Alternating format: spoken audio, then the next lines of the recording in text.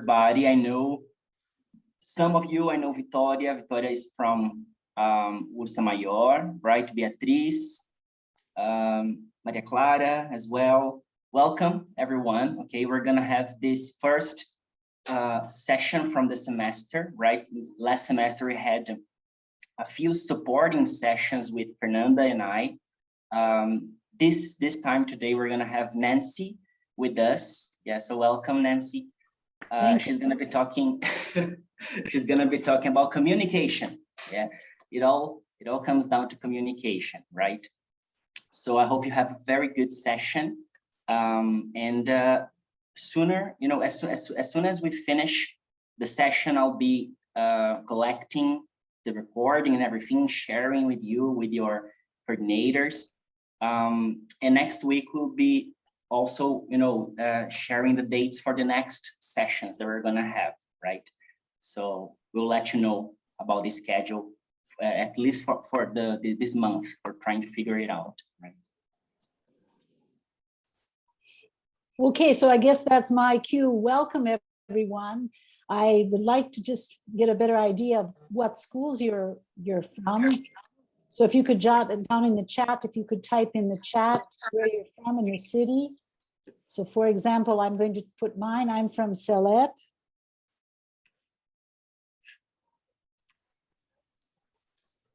And I'm in Sao Paulo. So can you type in the chat where you're from so we get to see the representation we have? Take a minute to do that.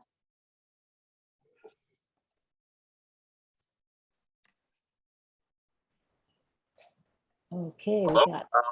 Hello, everyone. I'm sorry for interrupting you. I can't type. I'm driving at the moment. Oh, I can see. I'm sorry about that. I'm arriving at home in a few minutes. Okay. Okay, but tell us, Danilo, tell us what school you're from and what city.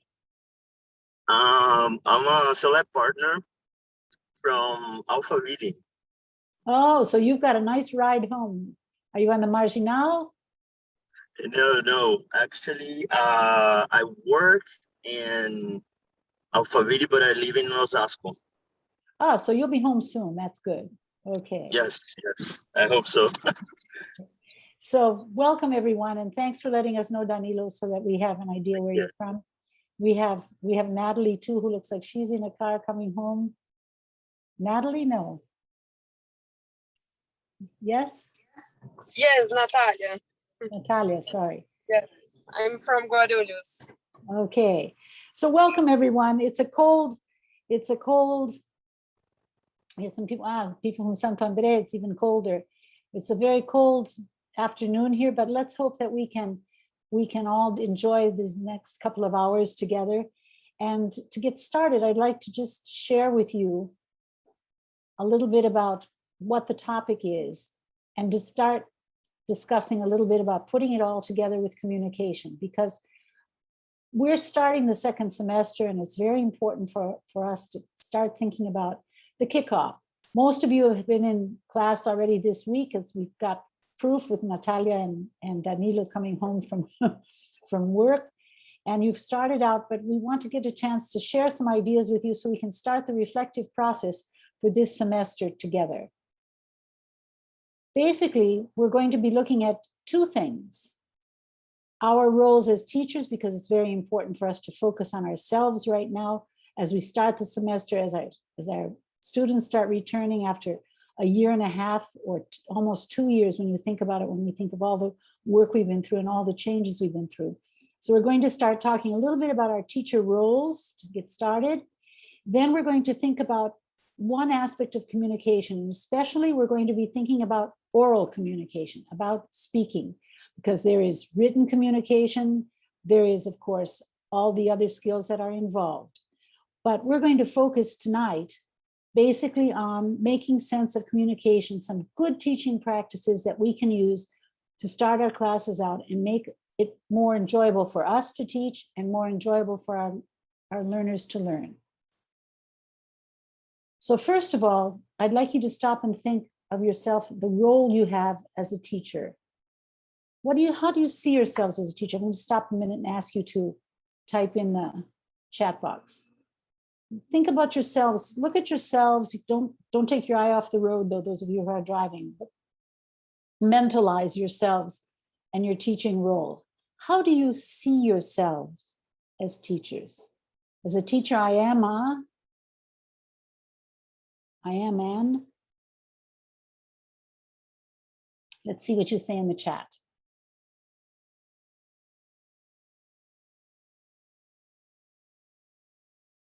My role as a teacher.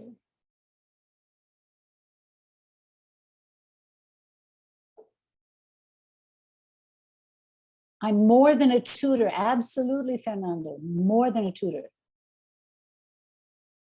A guide. Very nice. A guide while they discover things. Brilliant, Lisa.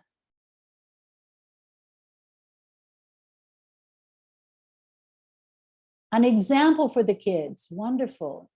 Lots of different ways, Bia. I'm a facilitator. Okay, good.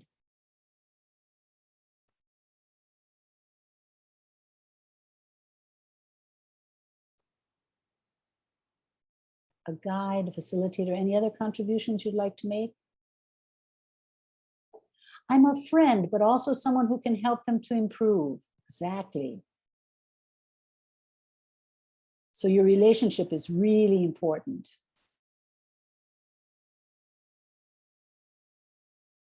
See if there are a couple more. Anybody else want to contribute? A motivator, very good. A motivator to learn, to be curious, to have fun, to do lots of good things. Well, while you think in that and continue with your contributions, if you have anything else to contribute, feel free to put it in. What I'd like to do then is share with you a little something that two very important teachers themselves, one who's a teacher, Herbert Puchta, who may have written some of the books that you've used for children. And this book is here. I cite it at the end, so you'll be able to have it, the citation. But Herbert Puchta and Jeremy Harmer, who has also been a teacher trainer for many, many years, they have a book called Story-Based Language Teaching. And it's a very nice one. And they say in this book, they argue that there are at least 7 different roles we play as a teacher. So most of them have been mentioned here, but let's take a look at what they have to say. The first one that they mentioned was that of a facilitator, that as a facilitator, we are there to scaffold tasks into manageable stages. When we talk about scaffolding, we're talking about taking something that we really want them to have, if you think of like a puzzle, and then separating the parts and making them doable, making them easy for the students to do so that they can progress, so they have a feeling of progression. And in order to do that, we have to be a very intelligent person who is in front of, around, behind other learners, because we learn with our students as well. So this is they call it a sage on stage, a wise person who is on stage. We need to be intelligent ourselves. We need to know the language. We need to be the example that someone mentioned. We need to turn on the light in their brains and turn on the light in our brains. We need to constantly be researching, as this teacher is here, and notice that they both have smiles on their face and be happy while you're doing it. So we have lots of challenges. We are more than just somebody who shares knowledge. We are somebody who makes knowledge grow and allows our students to discover the knowledge themselves. And so we do that by supporting our students through each and every phase until the task is complete. We are also organizers. We set up tasks, not only in the classroom, but sometimes for homework, things that we want our students to work on, little projects. Once the task is set up, especially when I'm thinking today is to talk about a speaking task. Once we set up a speaking task, then we have to be sure we control how it happens, to be sure that it takes the right path, to be sure that the practice that is adequate for the task is happening. And sometimes along the way, we have to do some explaining, not only of grammar, but of vocabulary, pragmatics, the things that means certain things in one context and then another change context and have a different meaning. We need to show them the nuances of the language and explain why something is appropriate, why something is not appropriate. There are a lot of things we do as organizers. So besides being an organizer, this was Veruska's, we need to be motivators. We need to encourage learners as they struggle to discover new language patterns and uses. So we have to give them lots of examples. We have to give them time to think.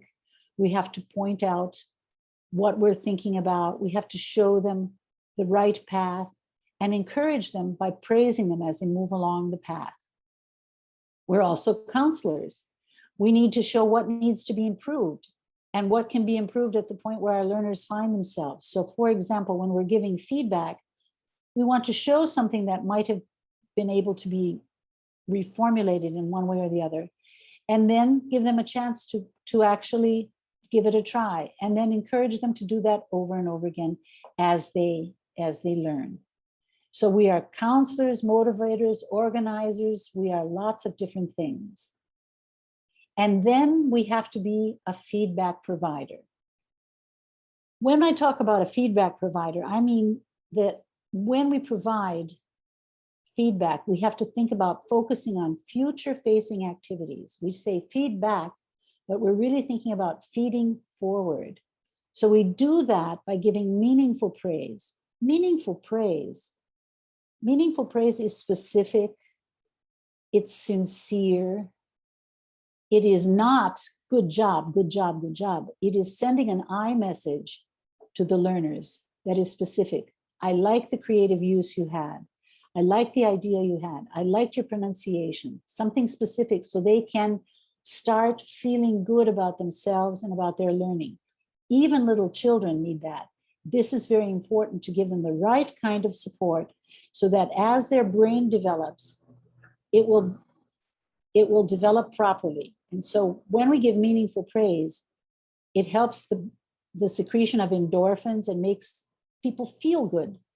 You know that when someone says what you've done is good, you feel good. I want to do that again. And that encourages them to do the same kind of thing more, to take risks. And we know that learning is a risk-taking procedures too.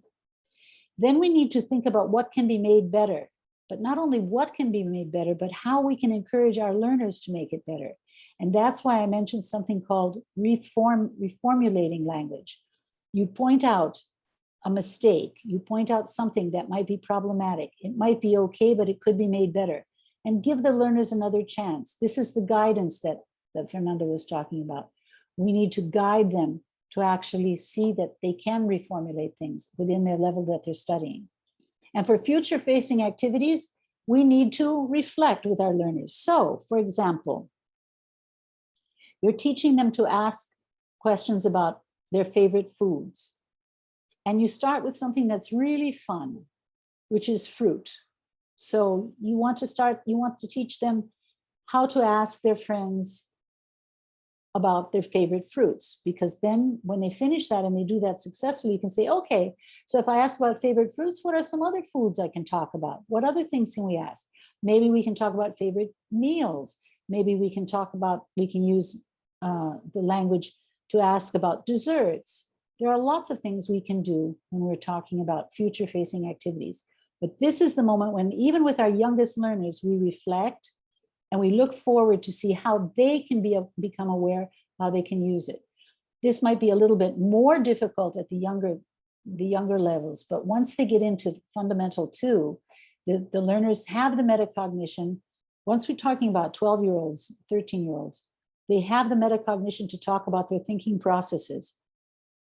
So they can reflect on what they've just done and how they can apply it in other situations. All this sounds very, very wonderful and theoretical, but on a Friday evening, after you've been through a long week, like all of us have been through with our learners and having them adjust, there's so many things that we need to think about. So where do we start? We need to start always thinking about the purpose, the reasons, the objectives of why we are in that learning scenario, why we are teaching that particular piece of language. And it doesn't matter which textbook you use or what materials you use. The question is always the same. Why on earth would I use this to speak about? When would I talk about this? When would I use this language in a meaningful situation? Where am I in all of this situation? But as teachers, we have to deal with, and I'm sure you're very aware of this, especially now after this first beginning of the semester. There are lots of aims that we have to take into consideration when we are using our purposes and our objectives to teach by. The first one, of course, in our minds as teachers is probably involving linguistic aims. So we have a course syllabus, we have a textbook, we have a workbook, we have extra materials or not. But we've got a course syllabus, we have a course program that we need to follow. And we know that we want to finish up to a certain point by a certain time. And then there's the grammar, because most of the textbooks that we find available to us seem to have such a grammatical focus. So maybe you're sitting there thinking about the purpose and the objectives. Maybe what you're saying to yourself is, how am I going to fit this grammar in here? No, I think I'll work on the grammar first, and then I'll think about communication. And because our days are so busy, and because there are so many other things going on in our students' lives, we get stuck in the grammar, or we get stuck in the vocabulary.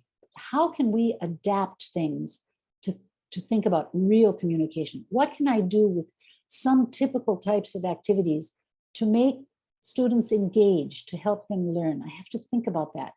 And then there are the development aims. So when you look at the development aims, think about your students. They come to school most of the time to socialize and have fun. But behind them, we have the parents. And the parents have their own set of goals and their own objectives and their own purpose for including their English in the curriculum of the school that they have chosen, or for sending them to an English course, or for sitting down with them after class and having a look at what they've done in the language class.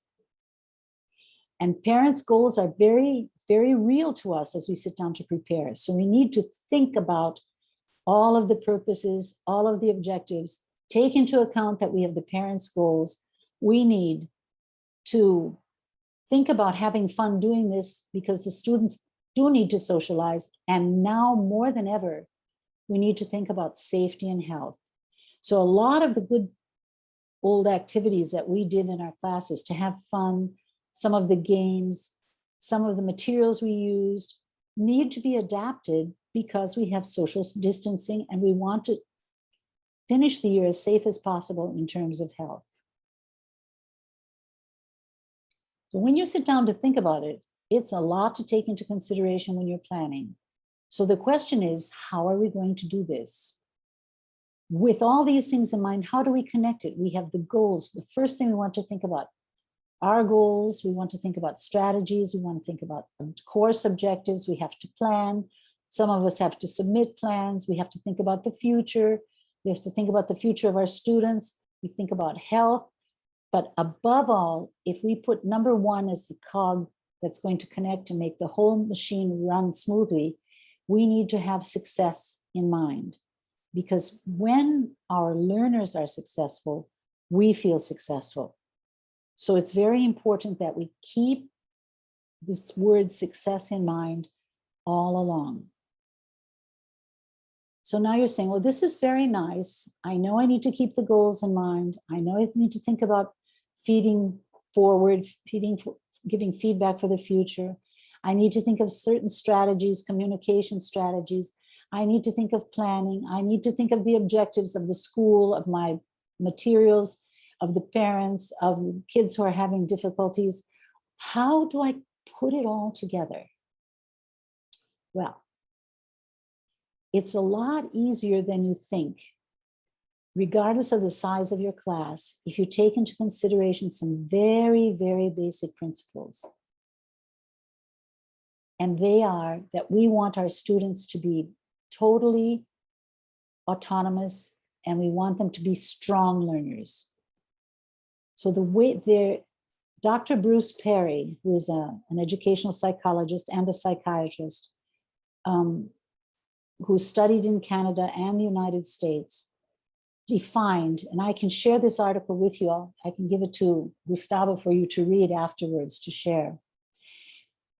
But he says that we have learned, science has learned so much about how the brain develops, that one of the things that we can take away from all the brain research is that there is a structure to the brain. We talk about the brain's architecture, and it starts from the point where there are trillions of neurons that connect to make synapses and then are used. And as the brain develops, different parts of the brain start having an effect on these parts of the synapses and the way we learn and what we learn. And this architecture of the brain is totally affected by stress and by nature and nurture. And the kind of stress we want to give our students is good stress, not toxic stress. Sometimes they have some toxic stress at home. But in order to do this, in order to build in the school, we need to think about certain steps that we can take. And the architecture of the brain, scientists tell us, depends totally on the different phases and ages and the influence of nature and nurture at different times of the life. So if you have a good, strong foundation, then the next layer that comes up has to connect to the foundation. And after that, each brain growth depends on what came before. And it may seem very simple to us, but they've proved scientifically that there are at least 6 things that have to be in place for a learner to become autonomous. And the first one is attachment. Attachment is making connections. It's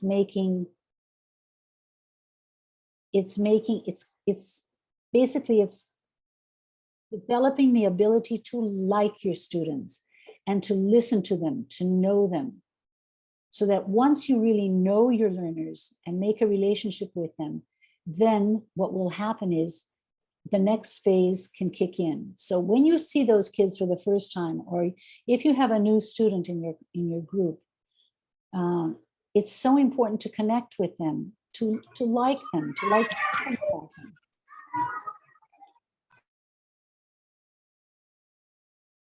And once you do that, you can work on self-regulation. What is self-regulation? Here it says containing impulses, but it's what we call the executive functions that are so important. And executive functions are being able to make choices, to make the right choices, to think about the good choices you're making. Executive functions are most likely to be found in games, for example, where they learn to take turns, where they learn to play by the rules. Rules are agreed on. So once you have connected and created a trusting, healthy attachment with your learners, you can work on self-regulation. So you can help them understand that in order to play the game, they can feel safe and healthy. We're going to play a game, we're going to learn, but you need to agree on the ground rules. That's for a game, but this is also true in our regular daily classroom activities. If the students know where they are going, if there's an agenda, if there's an agenda on the board that they can follow, especially the younger ones, they can control themselves long enough because they know where they're going. This is a very concrete thing. It doesn't have to be sophisticated, but it has to be something that is agreed upon. So your famous combinados are very much a strong part of self-regulation, as are what we call agreements in English. So if we agree that we're going to turn in our homework at a certain time, then they can agree to do that. If we agree that we're going to try to speak in English as much as possible, we all agree on that, then you can remind them to do it. But if there's no agenda, if there's no set of agreements, self-regulation doesn't know where to go, and so it follows the impulse. And as children grow, impulses get stronger. Younger teens have lots of impulses. This is due to the hormones that are starting to work, but also because the part of the brain that is developing encourages us to take risks. And we want them to take, but we want them to take the kind of risk that's going to help them learn more.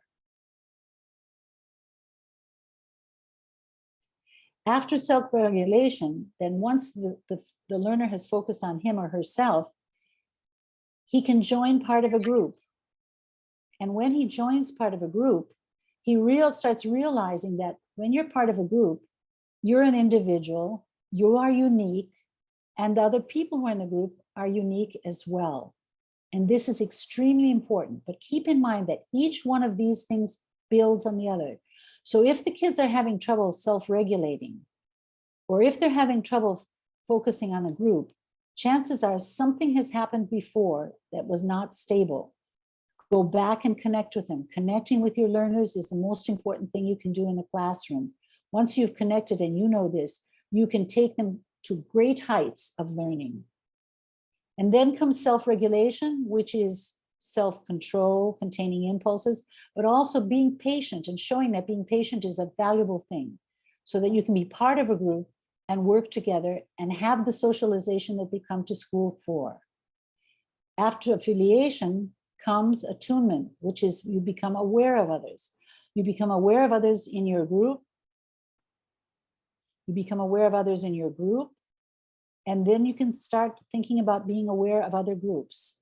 So I'm not talking about cliques and this sort of thing. What I'm talking about here is collaboration, socialization, participating, and feeling valued as part of a group. So this is something that we teachers can work on with some very simple techniques. And you'll see them as we start analyzing some very similar material. After attunement, you become aware of others. And then we have tolerance. Once you have,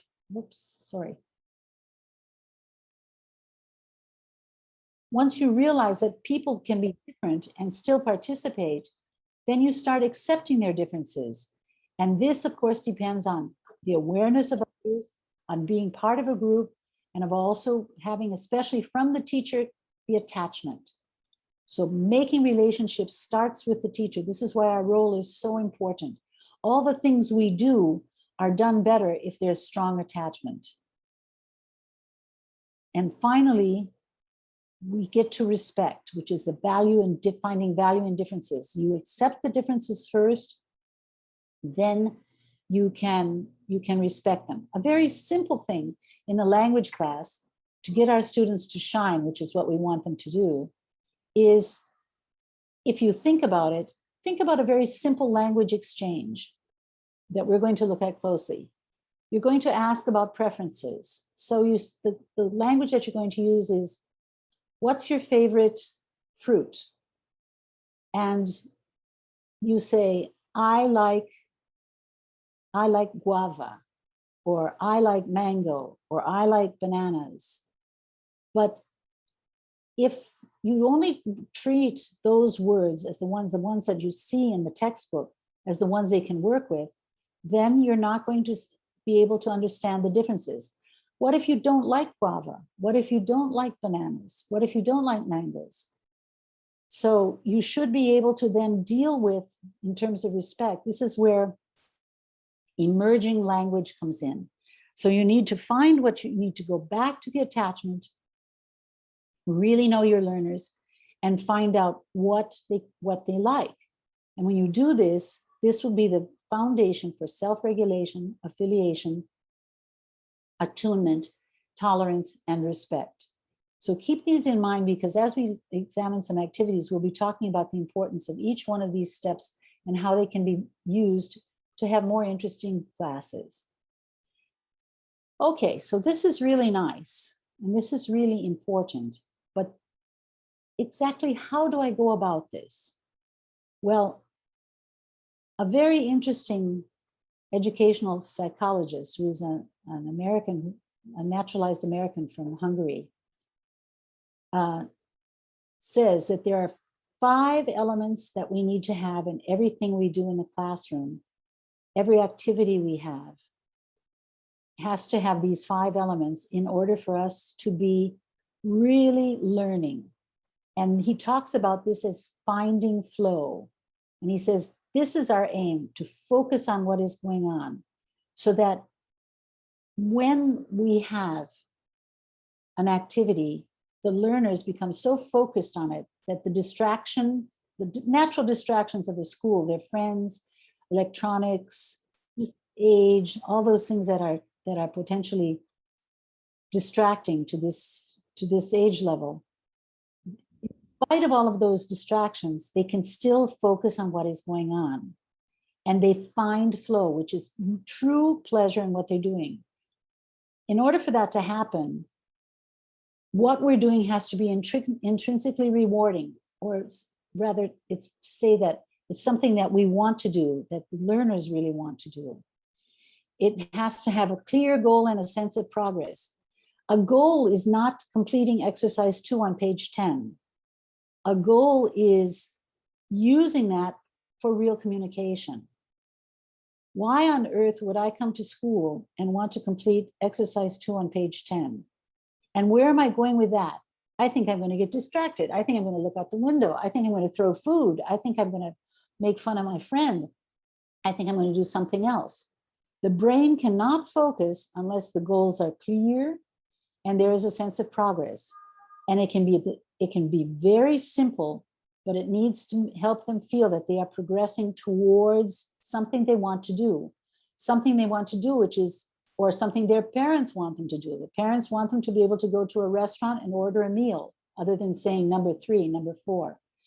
The parents want to hear them use English, and the parents want them to feel comfortable when they're doing so. The task has to be clear, and it has to have immediate feedback. The feedback doesn't have to be exactly at the moment of the exam, of the mistake or the thing that they're saying right, but it has to be close to the end of the completed task. But the tasks have to be clear, and the feedback has to be clear as well. It has to involve praise, but specific praise. It can involve something that has to be reformulated or corrected or made better somehow. And it has to be looking at the future. How am I going to use this? Or asking the learners, can you do this now? Can you talk about your favorite kind of fruit? Can you talk about your favorite kind of food? Can you ask your friend what they'd like to have? Things like that. So that if things are matched to the skill level where the learners are, you can have the right kind of challenge for something that they really want to do. So you can add on as you move through the progress, as you build the task, as you scaffold. And all of that gets us to a state called flow. And that's when, at the end of the class, instead of having them scrambling to put all their things away, they look at you and say, "Ja, teacher, we finished. This was so much fun. I want to keep playing the game. I want to keep singing the song." Their motivation comes from something that is intrinsically rewarding, something that has clear goals and a sense of progress, something that is clear to them that they would like to do and get good, clear, immediate feedback, and that is just a little bit challenging for them so that they can handle it. If it's too easy, it's not going to sink in. The brain will say, "No, I can do this. I'm not challenged. I'm not interested." So keeping these things in mind, then, we're going to think a little bit about how important it is to keep the brain alert, because the brain is what does the learning. So when we think about the brain doing the learning, we need to think about giving clear instructions to tell the brain what's coming. And the way you find out if your instructions were clear is to check if they were understood. We need to keep things interesting and meaningful. It is not interesting or meaningful to do exercise 7 on page 13. It's only going to be interesting if I'm going to do something with that. So I have to transition from exercise 2 or activity 2 on page 10 to whatever is going to happen on page 13 in a way that is smooth, that is going to be very meaningful to the learners. And all of this needs to be contextualized. That will keep the brain alert and keep the brain on track. So how do we do that? Basically, what I would like to suggest is that if we think of each lesson that we're teaching as a story. You think of it like a story. A story has a beginning, a middle, and an end. And I'm going to help my learners move through the story until they get to the happy ending, which is, in this case, we're talking about speaking. So this would be a speaking task, performing something that they would really and truly like to do in real life. So I'm going to think of each lesson like a story. But instead of starting about with once upon a time, I'm going to start at the conclusion, which is the speaking task that I want them to perform. I can only do that if I sit down and think of the desired output, exactly what they're going to say. And I need to write it down physically to imagine how that works. Then I need to time back to front, because we're starting from the back, the end of the class or the back of the class, and building up to the front. So I need to time that. If it's going to take them 5 minutes to ask each other, do a survey about asking which fruit they like, it's going to take me 5 minutes. But then I've got to think about the feedback.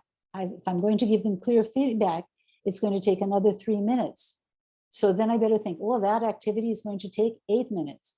No, but I don't want to do that. I want to play a game. It's time for them to have a nice activity that gets them moving. So then it's going to take maybe 12 minutes. So you need to time these things, but always keeping in mind that ultimately it's the success we're planning for. So when we plan for success, we think about these 4 things. And it's not that difficult. It's just looking at what you really want them to perform and then seeing which bits of the material, which blocks are going to take you there. And sometimes you're going to adapt. Because when we adopt something as a textbook or materials, sometimes we have to adapt, but we adapt according to success. So if we want our learners to plan for success, we need to really and truly think about starting at what we really want to see, then building back to front, and so that when they get to the speaking task, it's really and truly successful. But most of all, one of the things we need to have in our whole overall picture, scenario included, we need to have good emotional classroom atmosphere.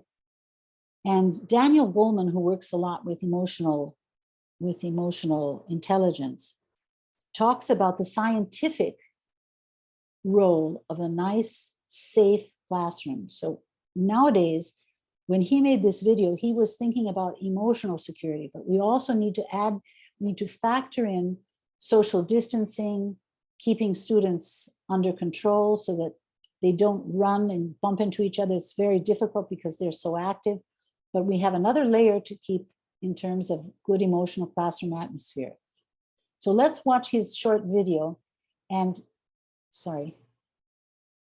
let's watch his video and see what is scientifically been proven to the reason for having good emotional classroom atmosphere.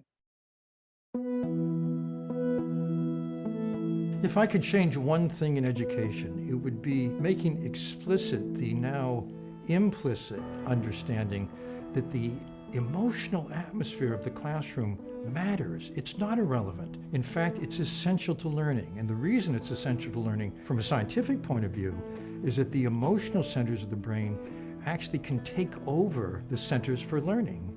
And so our attention goes from what the teacher is saying to that thing that's upsetting us. And the failure to understand this, I think, handicaps education as a system. So if we were to make explicit the fact that, yes, it matters that students feel safe. It matters that students feel calm. It matters that they're attentive. And they won't be attentive unless they're calm. And now that we're ready to learn, we can go ahead.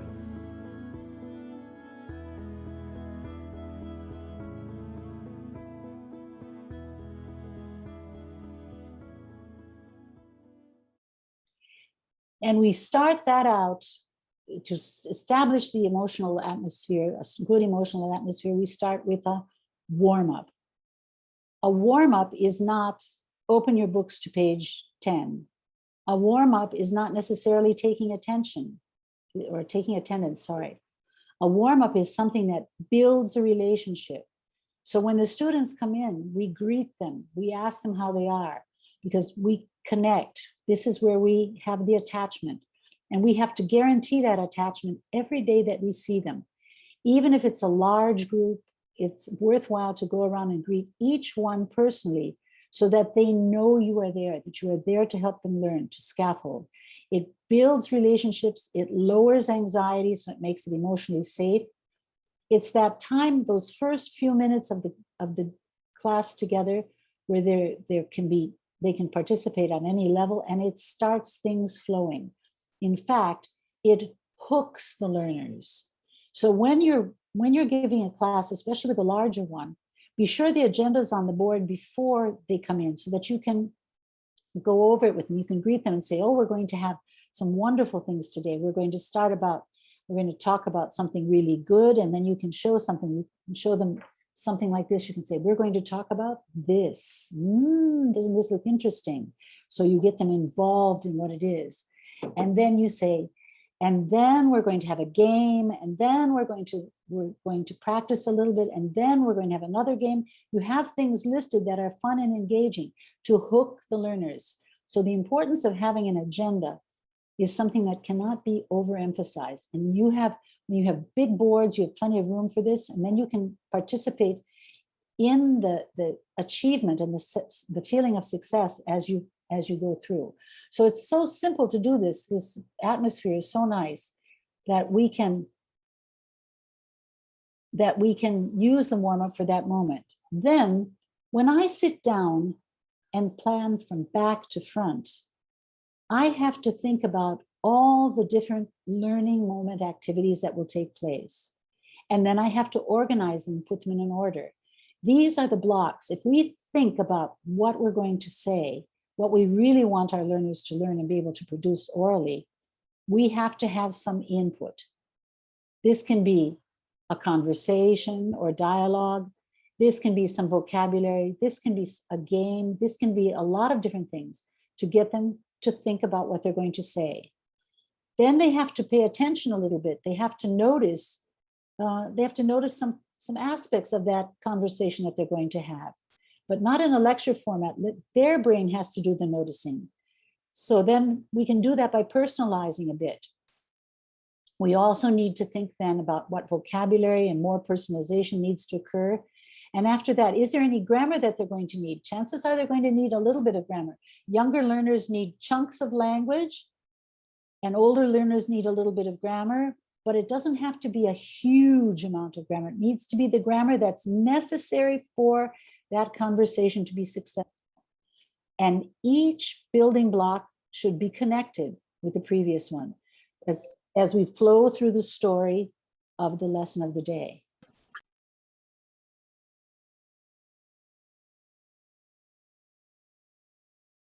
So when I do that, I need to break down the parts of the speaking moment into personal blocks of learning. So, and then ask myself why.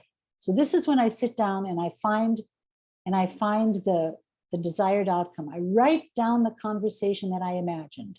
So if I'm going to talk about favorite fruits, for example, I might want them to be able to say, what's your favorite fruit? And I love grapefruit. I have grapefruit here. Or I love apples.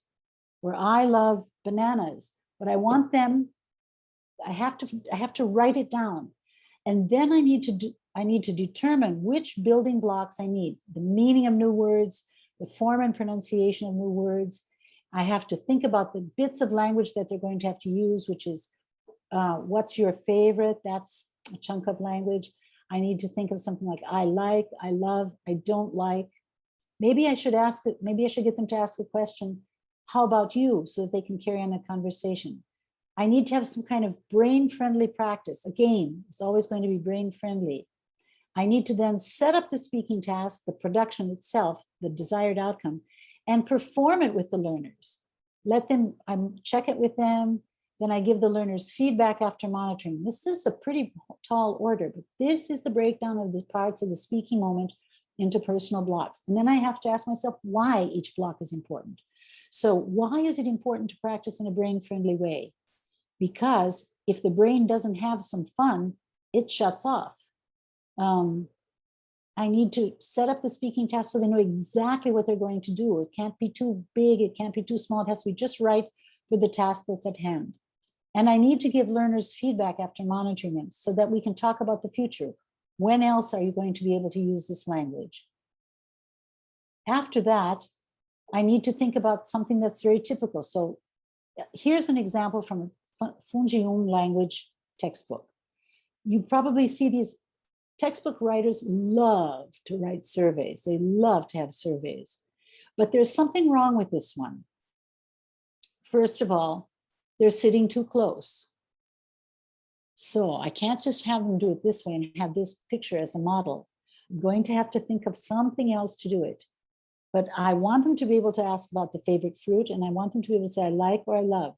It's a positive thing. It's going to stimulate them to do it.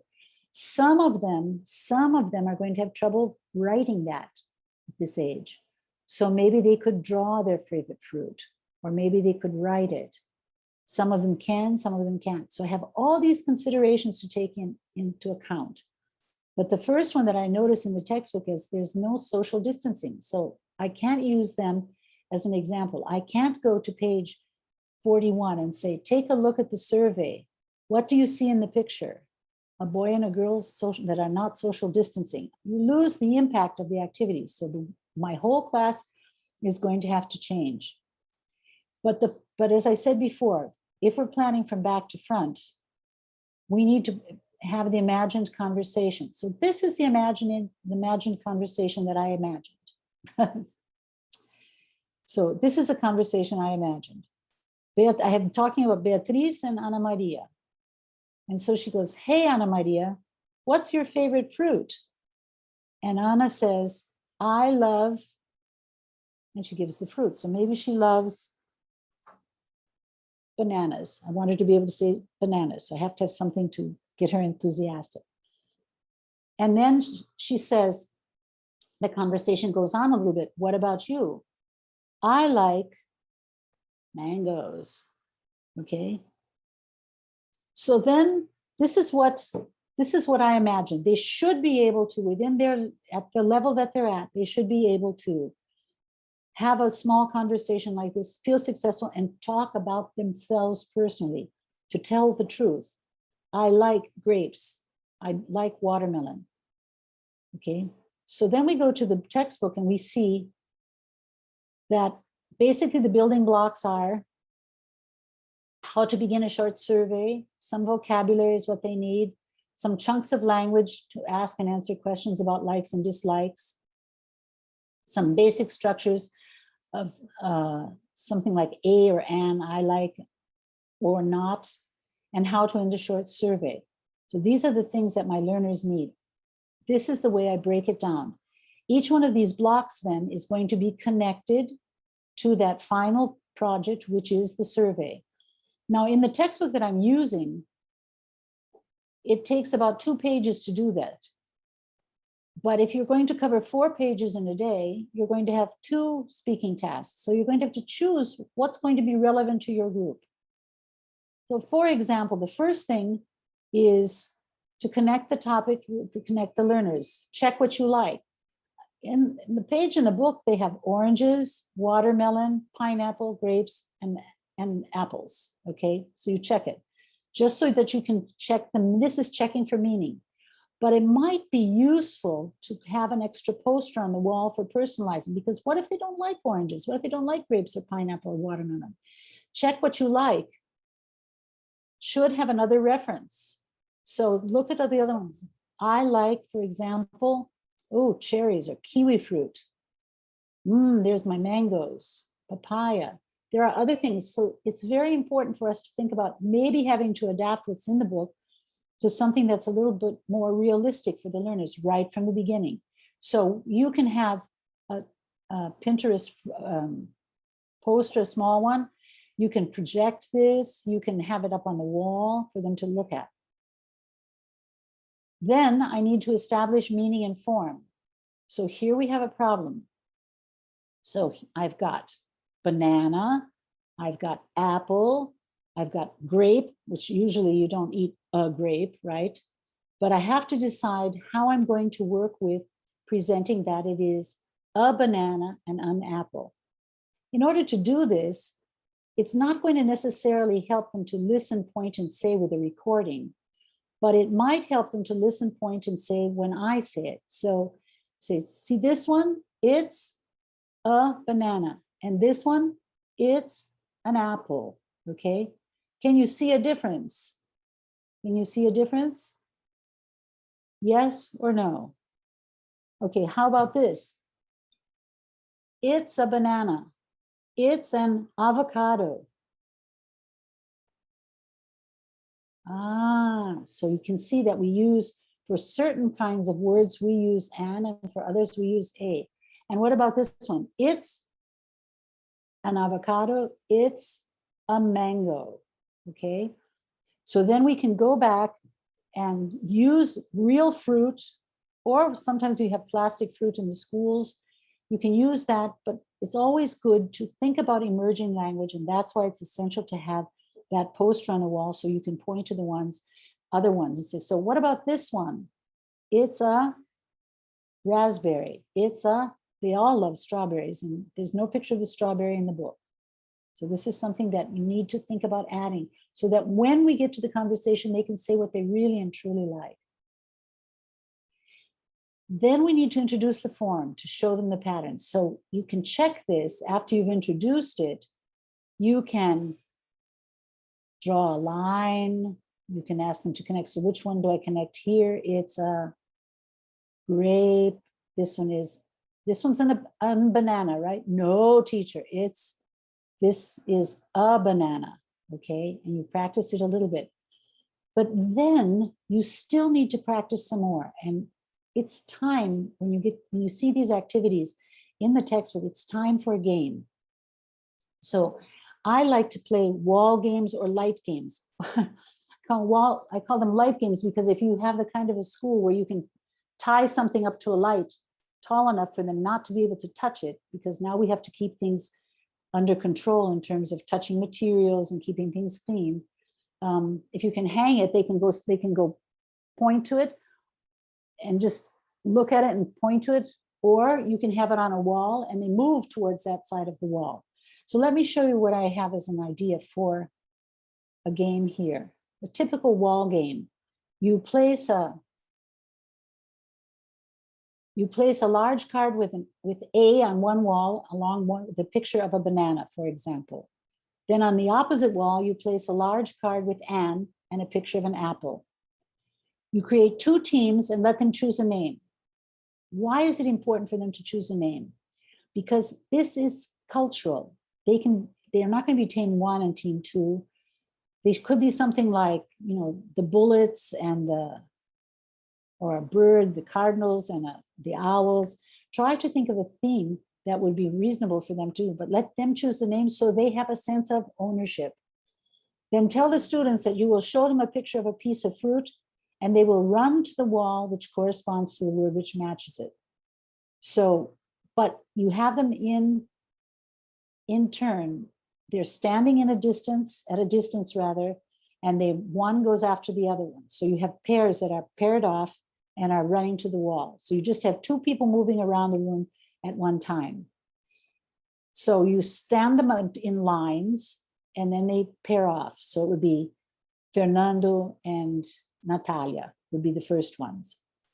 I'm going to show you a picture of a piece of fruit and you will run to the wall which corresponds to the word which matches it.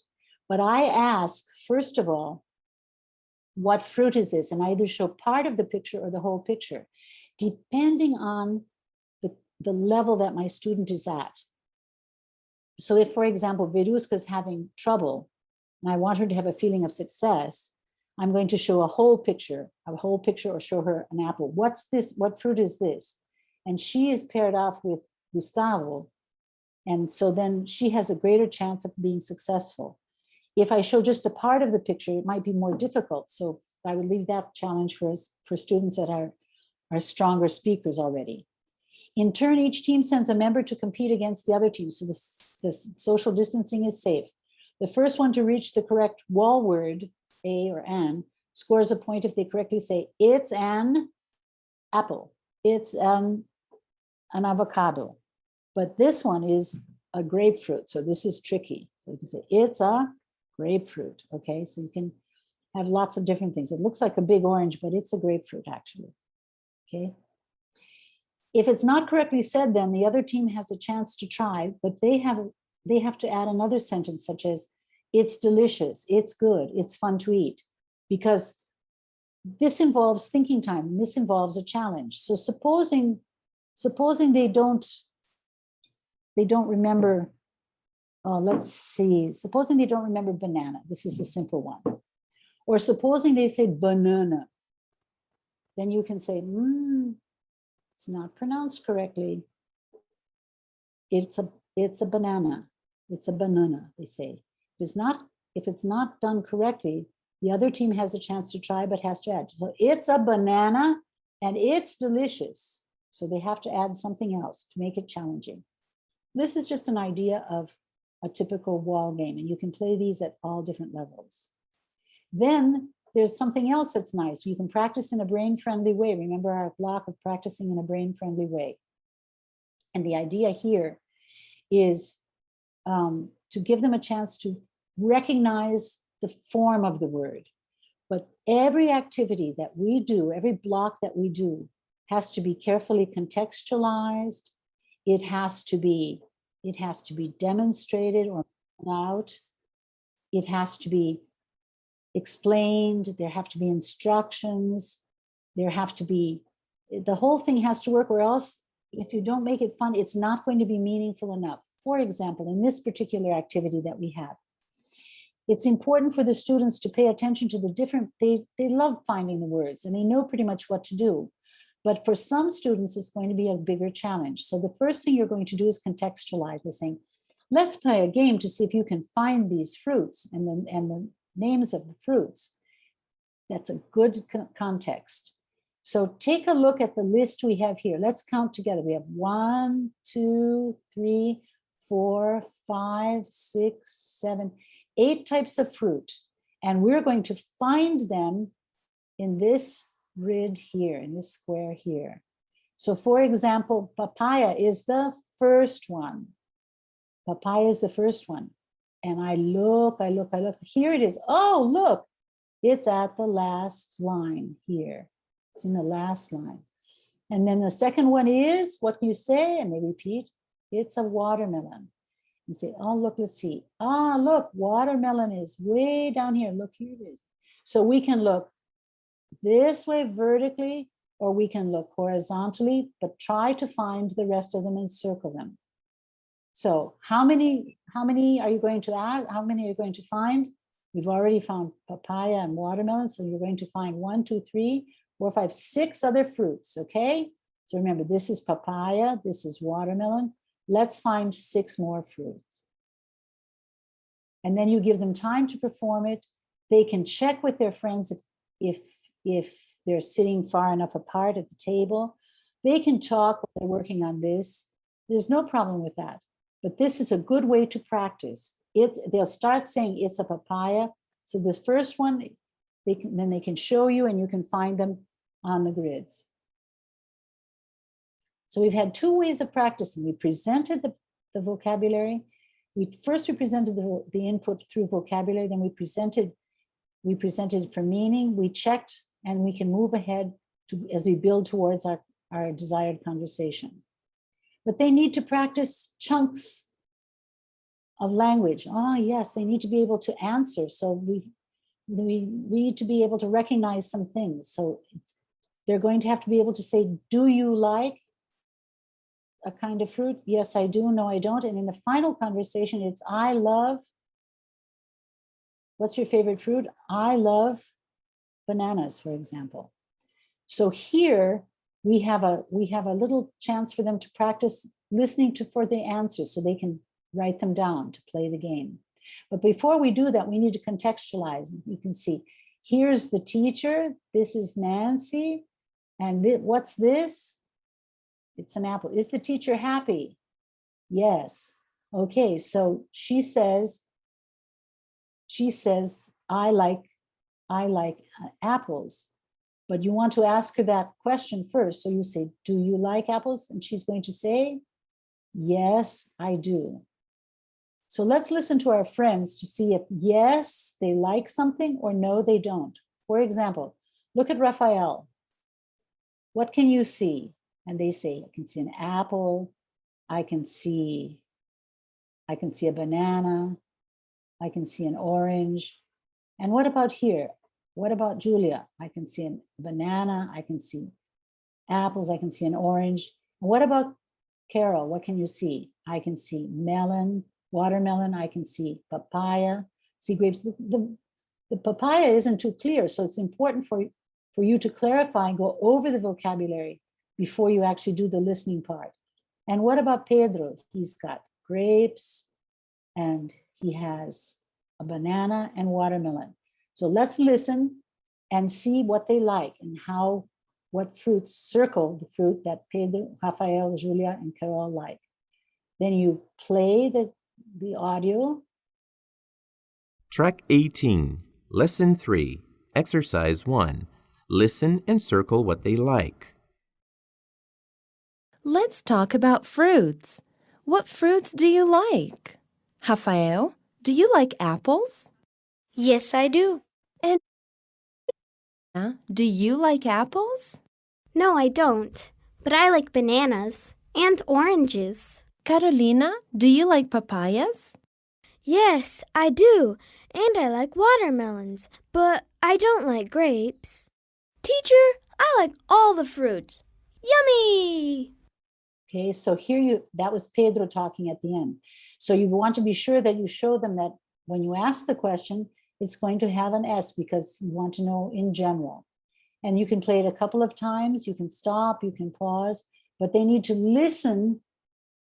They need to listen for the speaking production. They need to be able to understand what their friends are saying so that they can write it down or play a game. Track 8. So then we get to the speaking task itself. Remember, this is what it looks like in the textbook. It's a survey. So I have to add, when I want to talk about what's your favorite fruit, what's your favorite they've had before, we're just adding fruit, but I need to contextualize by involving the students. So let's talk about our own favorite fruits. Okay, we need to elicit the language to be used. Remember, this is the amount. Wait a minute, just a second.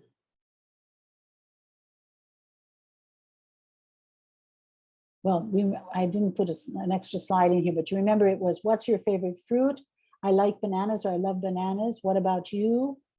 And then you actually put that on the board so they can see it. And then you give clear instructions, which would be, let's practice this. Okay, let's practice this conversation and allow time to prepare or rehearse, check with instruction checking questions. So who are you going to talk to? Model it out, allow learners to perform the task and monitor and give feedback. Except that with this particular one, we have a little problem, which is social distancing. And I want them to practice it, but they're not going to be able to write it in their books. So rather than performing this activity this way, since it's a speaking task, I'm going to suggest another wall game. You divide the class into 2 teams. You social distance the students and put them into 2 lines. You put the list of basic vocabulary on the board in the middle in 2 lines. Then you board the imagined conversation itself. You keep the poster with the fruits on the board for reference, and teams take turns performing the expected conversation with their own information and score a point if the language is correct. So, for example, we use Verusca and Gustavo. They start out, and Verusca starts, and she asks, "Hey, Gustavo, what's your favorite fruit?" And Gustavo replies, "I love grapes." And then, "What about you?" And Verusca says, "I love bananas." The language is correct. Each team performs the language is correct. So they each get a point if the language is correct. If Veruska says, I love bananas, the pronunciation is not correct. So her team does not get a score, but they're practicing the same kind of language in a safe distance, at a safe distance. After that, we're going to monitor and give feedback for progress. So it's going to be meaningful praise. It's going to be specific. I like the way Gustavo asked enthusiasm, what about you? Language to be reformulated. Let's take a look at some of the fruit. We talk about papayas, mangoes. What about this one? What is this? Can you say this one? It's grapefruit. Okay. And future facing. In this case, it's going to be, excuse me. In this case, I'm going to ask the students, can you talk about your favorite fruits? Yes. Can you talk about other kinds of favorite foods? Maybe. Let's think about it. Something very simple and very basic. Okay. So this would be a way for us to work very simply with simple language and having games and respecting the good teaching principles. But you have to adapt some things. Everything has a context. Everything has a purpose. Everything has a task, even the most controlled language one. It's game-like, so they're active, okay? And you have a moment of reflection and feedback at the end. This will guarantee then more speaking, especially with working with teams and playing with what I call the wall games.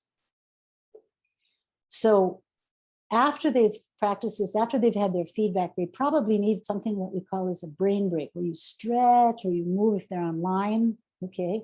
Or some other kind of a break if you have, depending on the class. You go from they just had a stirring activity, which was the game, and then they can have the feedback, which was a little bit more settling. So these things, then you need to have a stretch or something like that so that you change positions. And we probably need that too, okay? Any questions or comments that you'd like to make so far? Doable? Does it seem doable? You can do this with good sized classes, something that you can use, keeping in mind the social distancing, keeping in mind that you can't use a lot of visuals, but keeping in mind that you can still have fun things. So look, I'm going to leave the younger learners and invite you to take a little brain break, okay? And when we come back, we're going to be looking at these same principles applied to working on communication with older learners. It's 6:42. Can you be back at 6:55? Can we take a 12-minute break? Be back? Yes? Okay. Stretch. You can stay in, just turn off your mics. And that our older learners, by older, just slightly older, because we're talking about learners who are in fundamental 2, right? Let's see if this is going to, okay. And in order to do that, we're going to take a look at a little, sorry, what happened here? We're going to take a look at an interesting little video. And this is a video which is going to help us have some insight into similarities and differences just between age groups of children, because we know that the brain is constantly developing and that the frontal cortex is the last one, which is the one that makes judgments. And so that one's going to take a while till they're about 24 to completely develop. So we're going to watch a short video, which is an interview it's like a TED Talk, but they call it a NED Talk. And the character is a brain, it's a teenage brain. And he talks about 8 ways that the brain learns more efficiently in young people. So you remember that in the first part of our session tonight, I talked about the things that need to be present for them to keep the brain alert and this sort of thing. Let's see which ones are similar or different, how different they are which ones are going to be a little bit more emphasized when we get to older children. And he calls them the Great Eight. And let's reflect a little bit on how many of them we can do in our classes and take advantage of this for better learning. So I'm going to play it. We're going to get 8 different ways that the brain learns more effectively and efficiently in younger learners.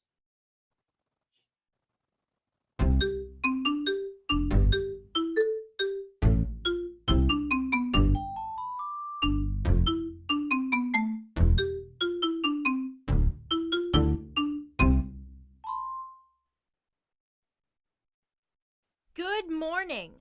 On behalf of the National Association of School Teachers of Youth, it is my privilege to present our speaker.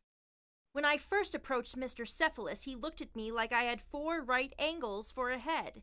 But I said, Ned, you've spent 12,487 hours in a classroom.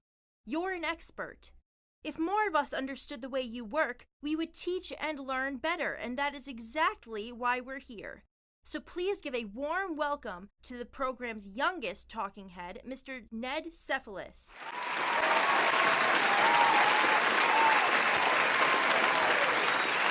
Thank you. I don't know about Mrs. B and my expertosity. I'm actually a very average teenage brain. And when she first asked me to tell you how I learn, I was like, okay, here's the world's shortest speech. I have no clue. And she was like, Ned, you have an opportunity to improve education. Keep a learning journal. So I did. This morning, I'm going to talk to you about 8 things. I like to call them my Great 8. 8 things I now know about the way I work. Number 1, if I'm going to learn anything, I have to feel okay. Okay, as in I can't be hungry or sleepy or lonely or sick or distracted. Nice ringtone, dude. I'm not just talking about electronic devices. Not distracted as in not worrying, not stressing. Even about something small like, what happens if I get this answer wrong? So say I'm okay. It turns out I can learn about anything if it means something, or if you can make it matter to me or my friends. For example, in 7th grade, Mrs. Spitzler taught us about the life cycle of a fruit fly. I cried when my Freddy died. So, the chances of my learning something are highly improved if A, it has to do with the real world. B, by total freak accident, I'm already into it. C, you let me pick my assignment. D, you're a great teacher, like Mrs. Spitzler. Or E, it kills its. Just kidding. Number 2, check. Okay, number 3. I need to own the information. I need to do something with it, something active. Note to self, just taking notes is not active. I'm talking about your hands-on type activities, something, I don't know, could be fun. It doesn't have to be party, even if it's just some random question I get to work out with my friends. Number 4, don't quote me on this. Hard can be fun. Not like totally frustrating. It has to be doable, challenging, with chances to get things right, rewards before I'm done. I really like the feeling when I get something. I also really like zesty party mix. Just a reward suggestion. Numero 5. I have a coach. I do much better if I have someone around who will help me make sure I'm getting it right. Someone who can show me how to do things and help me practice. I'll probably get it wrong the first time, maybe the second, possibly the third. So I also need plenty of time to make mistakes and learn from them. Speaking of coaches, how am I doing on time, Mrs. B? So far, so good, Ned. Okay, so those mostly deal with getting the information in. The last 3 have to do with making sure it sticks. Number 6, the classic use it or lose it. The more I have to use what I learned, the more likely I am to remember it. The pop quiz, not so popular, does actually work. Again, don't quote me on it. But you could also have me teach what I learned, or let me turn it into something.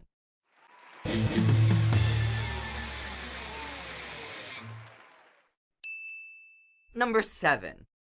I do much better when I get to spend time thinking back on what I've learned. I can also think about what I might do differently the next time and how I've grown, because I do grow and change. I actually get smarter as I learn. Finally, now that I've learned it, where will I go with it? The idea is to build on it. Mrs. B said the morning breakout sessions are all about planning your next step. Well, that was the last of my grade 8. And as they say, all great things must come to an end. So, in conclusion, I want to thank Mrs. B. I seriously hope my grade 8 helps you get better at what you do. Now, I'll let you get to your planning. I'm gonna make like an adolescent eyeball and roll.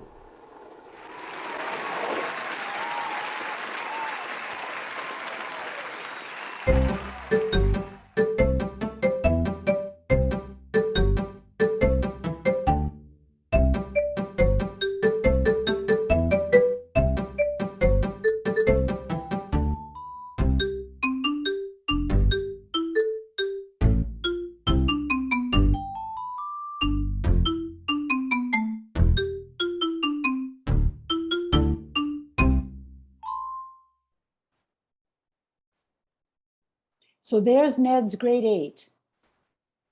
Not so different from our younger learners. The importance of feeling okay is very important. Meaningfulness is still there. It needs to be active somehow. It needs to encourage challenge, and you need a coach. So we need, once again, when we look at speaking tasks in a slightly older context, we still have to coach. We can't expect them to be perfectly ready. We have to use instruction checking questions. We have to contextualize. We have to do all those same things that we did as we moved through the story of the lesson with our younger learners. And of course, they have to see the need and to use it. And the older learners can go back and reflect and plan their next steps. So our feedback can be slightly different with them. But how many of these do we work on in our own classes? Sometimes we are so tied to the materials that we don't take a step back and plan for these things to take place.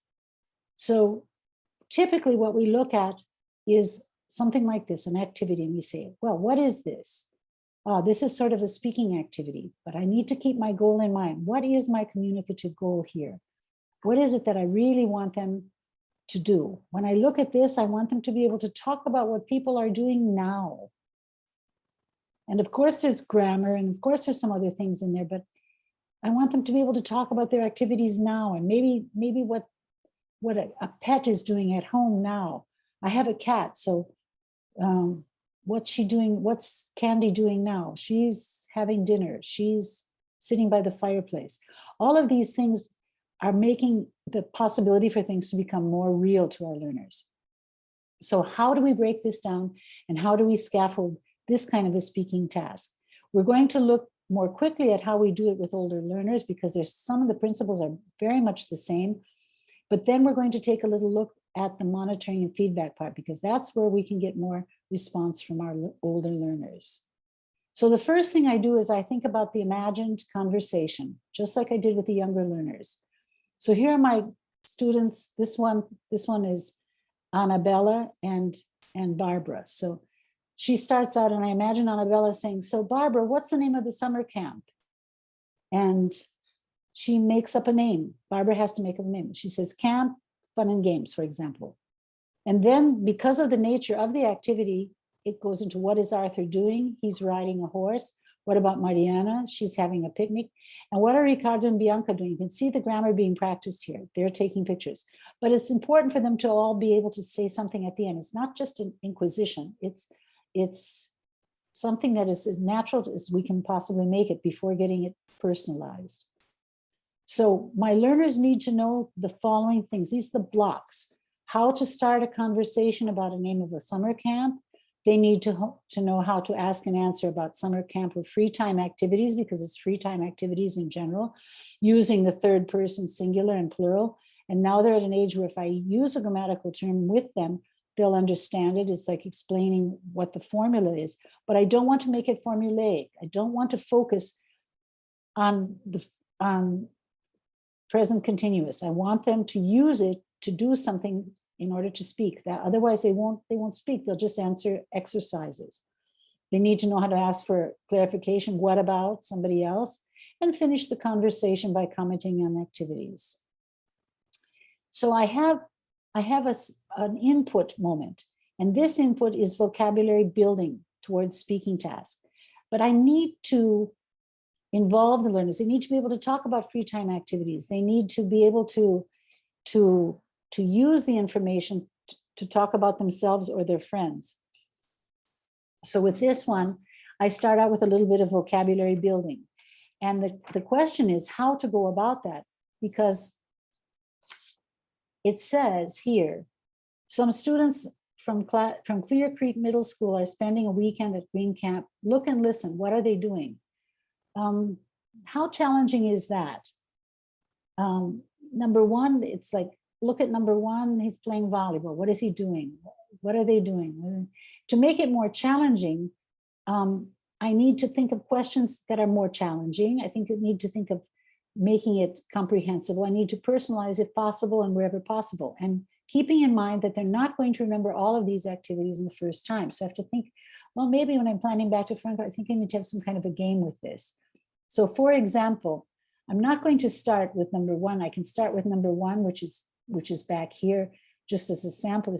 But when I talk about it, I say, take a look at this picture. How many girls are there? And they tell me something 4. What are they doing? They're playing volleyball. Okay, but now I'm going to ask you to look at other pictures and see if you can tell me what they're doing.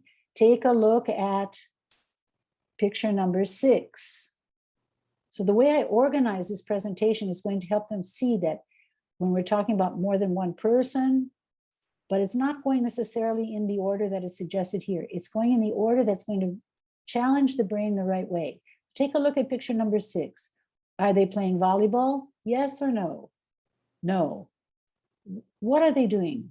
They're making recycled paper.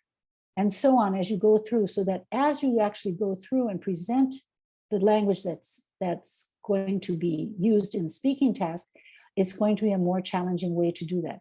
And then I can ask a question. Do you like making recycled paper? Maybe they've done this in another class. I would have to know. Do you like playing volleyball? So these are questions I can ask them and personalize right away from the beginning, so they get engaged and they think about it. Then we have some grammar input. And the grammar input is called grammar feed. It's not grammar banquet. It's not grammar smorgasbord. It's just grammar feed. It's just a little bit of grammar that they need. So what I can do with this is invite learners to take notes on what it means and show things that are said, but I can personalize to check the meaning that input is analyzed. And I can do this in an interesting way. I can do it in a game-like way. So I can ask them to use the chart to answer some comprehension questions in the chat box. So for example, I tell the students to refer to the picture of the camp and the chart.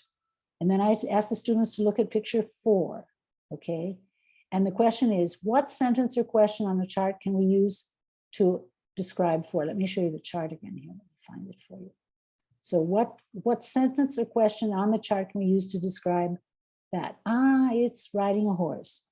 Then I go to number 5. Take a look at number 5. Okay, where's number 5? Here, okay.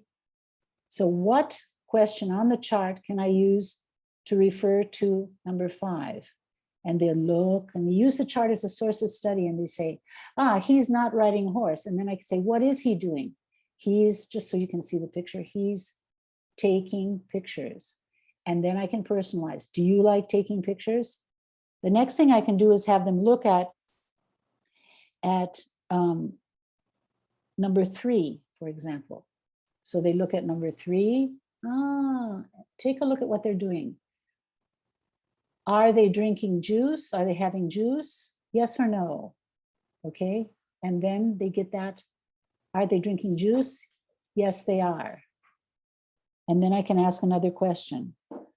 Are they drinking juice? For example, look at number 1.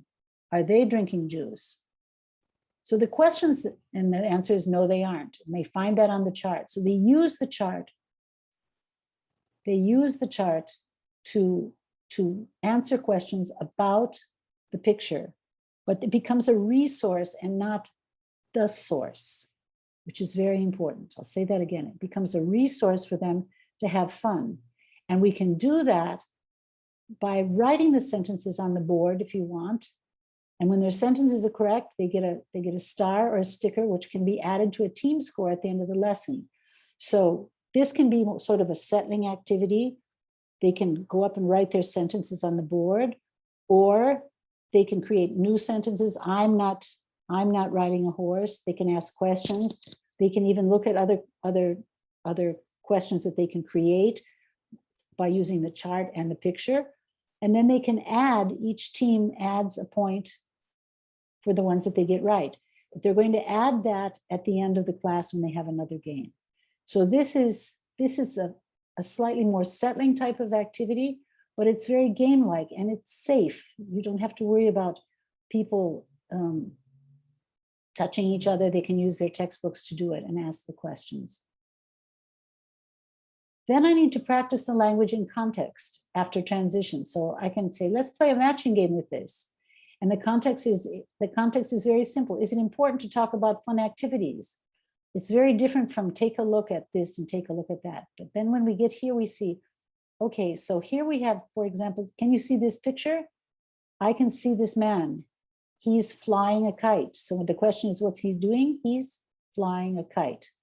And this is my friend Dylan. I'm going to be talking to you about Dylan later on. We're going to meet something. We're going to find some information about Dylan later on. What I've done by planning back to front is I've looked at the activities that are coming and how they're going to help build. But the big thing is I need to change things and adapt a little bit. So we have lots of things that they can match, but let's see a more fun way to match. We can personalize each block. We can imagine that we meet these friends. How can we describe their activities? So we can start out by saying, he's flying a kite, okay? And what about her after we've done the matching? She's riding a bike. So, and what about Dylan? Do we know? Let's see what Dylan is doing. But anyway, we can do that where we ask them about their friends.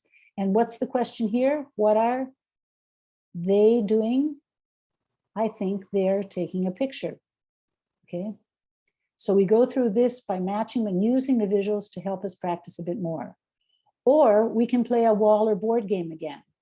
This time you divide the class into 2 teams and you prepare 2 lists of the collocations without the verbs. So remember we had the verbs have, play, ride, take, watch, and we had all of these activities. But I'm going to add some things that will make it more challenging. We've got Netflix, we've got basketball, and we've got the kite. Okay, so I can use more elements to the game. I put the 2 lists without the collocations on the verbs, okay? They can be on the board, and once again, we form 2 lines with social distancing. They can stand up to do this one. They stand up, they put a social distance between them, and then they play against a partner. So I choose a verb, one of these from before. I choose have, play, ride, take, watch. Okay, and then they've practiced a little bit before. And then we go to this. So I say, okay, I'm going to choose one of those verbs. And then you run, a representative of each team runs to the board and puts it there. So then I need to model it out. So for example, fly. And then they go fly a kite. So this is the model that I have, so I don't take away from the ones that are going to be more challenging. Fly a kite. And then after the game, the points from the previous game can be added to see who really wins. Okay, so it's a nice way to do it. So then I say have. They have to write and write. Have fun. Have, what else are we doing? Have a test, okay? So they have these different words and they come out right, and you keep them distant so that they're not bumping in using the same list, which is really important. So once again, this is a wall game or a board game.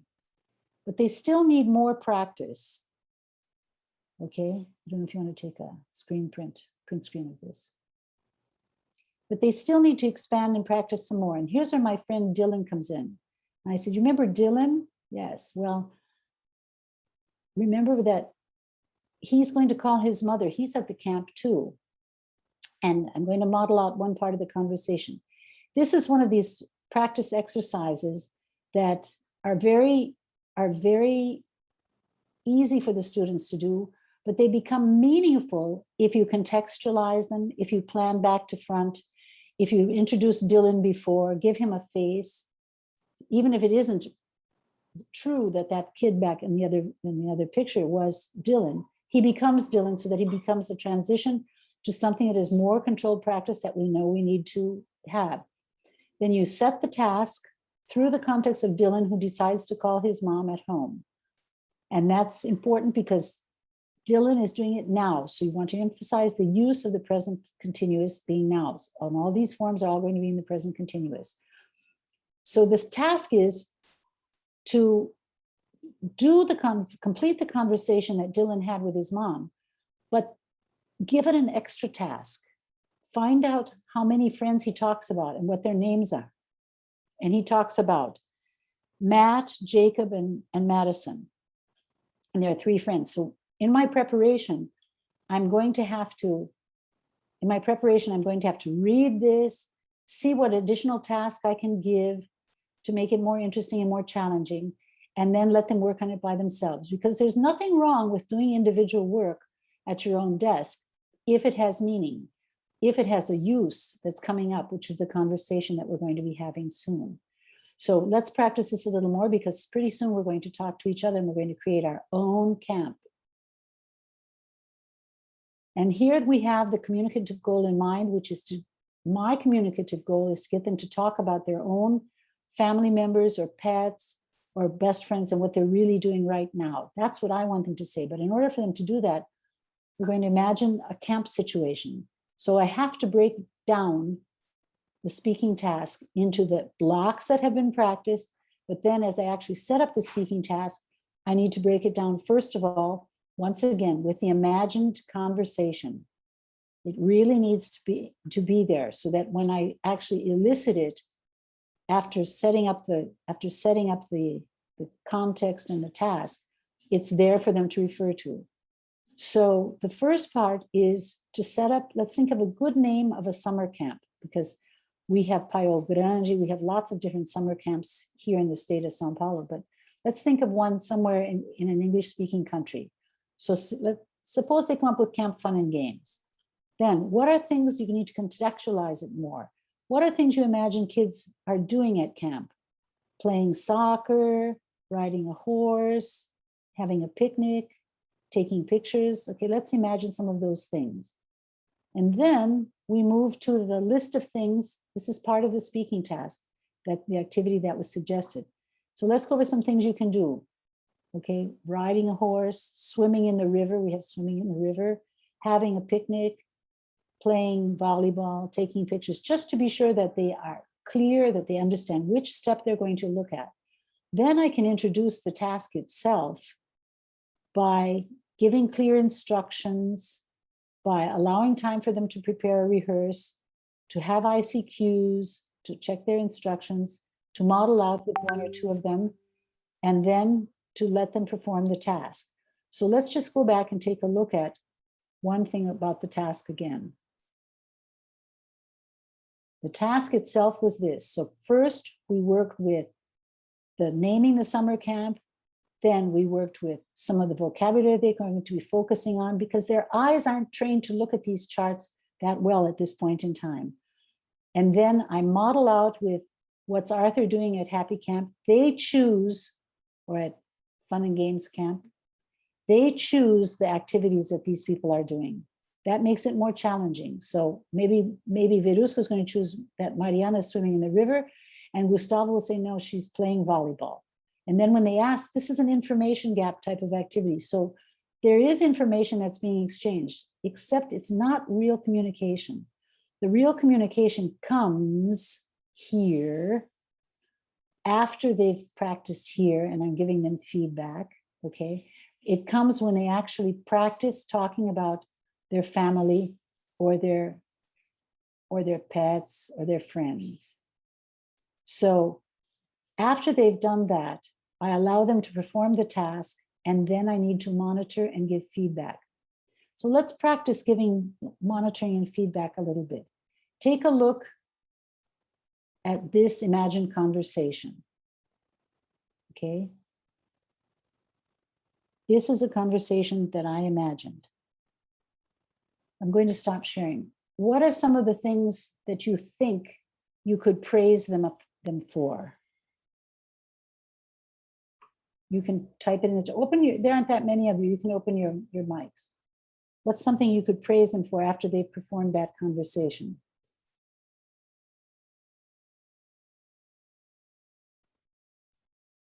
Any ideas? You can type it in the chat. Hi, Nancy.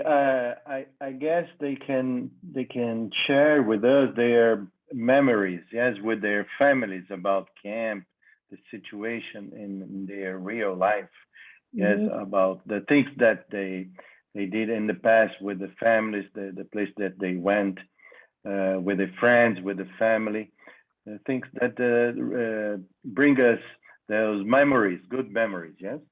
Right, and to do that, they can show a picture. Yeah, sure. I don't know if you're allowed to use yes, cell phones in the classroom, but they can choose a picture from a family gathering and talk about what's he doing, what's she doing, a picnic or some kind of outside activity. You can certainly do that. Yeah, Any that's other right. ideas? That's right. Well, you can even praise them for having a creative name for the camp, because they're going to choose one. I put fun and games, but they can choose another one. Could be Camp Crazy Legs or Camp Google Eyes or some other thing that they could choose. They can choose whatever they want. Did you like these? This is just for fun, brain break. Yeah, I need some of this. Where did you get it? I got this at a local party shop. So good, fantastic. It's fun to use.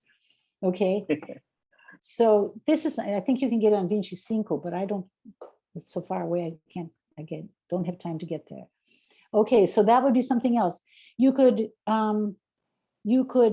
also praise them for substituting with words from the game, for example, because maybe they put in watching Netflix.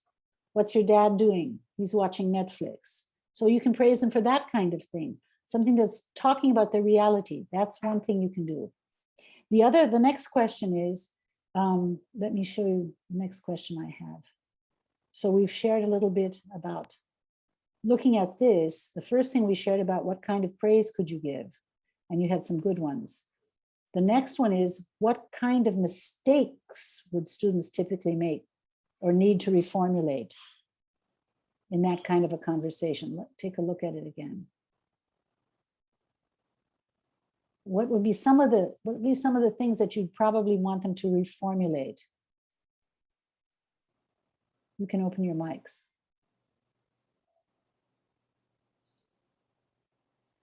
Nancy, I'm not sure if I'm following you here. So maybe are you talking about anticipating problems and solutions? Yes, well, not solutions, but basically problems. Students usually, students usually they suppress the to be verb, so they forget to use it. Right. So when they're practicing the conversation, this would be a mistake that you'd want them to reformulate. Okay, so you could show them the sentence and ask them a question like, what's missing here? Give them a chance to reformulate it. Very nice. Any others that you can think of? Are they going to be performing that like orally? Yeah, they've performed that orally.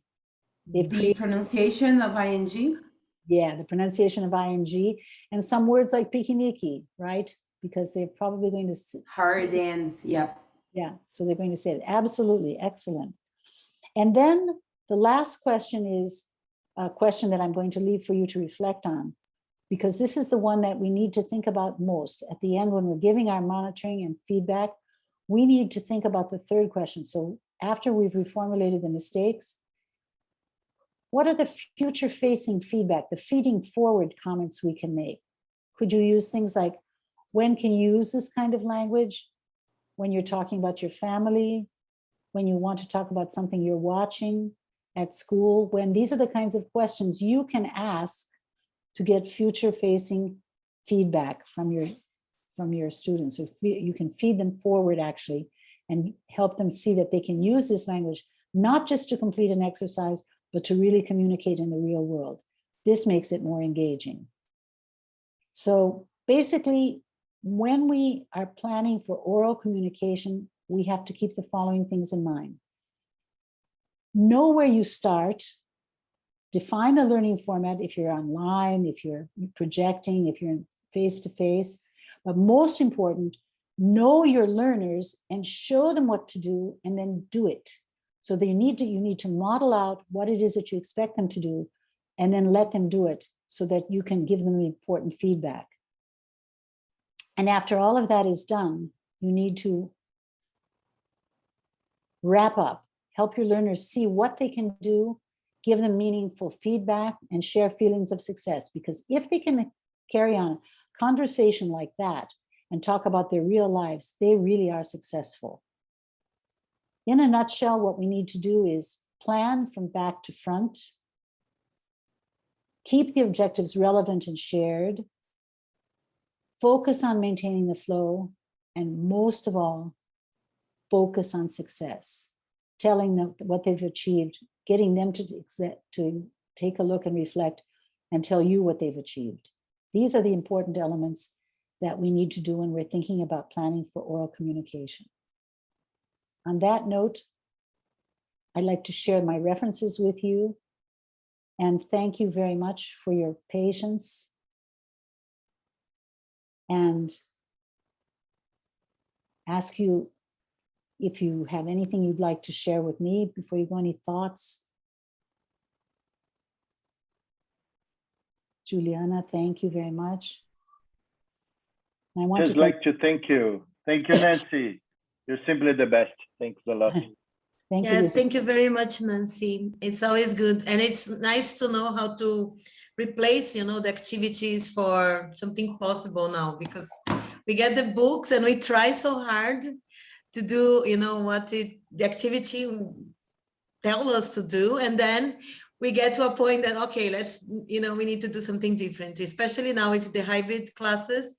Ah, yes. I have half of the students, you know, every other day in the class. So they go half of the class and then the other half. So it's kind of challenging, I think, for us to deal with it. So great ideas you got us. Well, I hope you can make use of them and keep in mind that we're aiming on success in their conversation and being able to speak orally and effectively. Yes, very nice. Thank you. Thank you very much. Thank you so much for joining us this evening. Thank you very much, Nancy. You're the best. Have a good weekend. Bye-bye. Remember, the recording will be available later, okay, for you. So you can watch it again, pause, take more notes, okay? Oh, yes. We'll be getting it by email or? I think Gustavo and Fernanda are going to share with you either in the WhatsApp group you have in some schools or email. I think we have a WhatsApp group that they made on the first course. Ah, perfect. In the beginning of the year, yes. All right, thank you. Thank you all. Bye-bye. Have a nice weekend. Thank you, Veruska. Bye-bye. Thank you. Bye-bye. Bye-bye. Bye-bye, dear. Bye-bye. Thank you, Veruska. Have a nice weekend, everybody. Bye.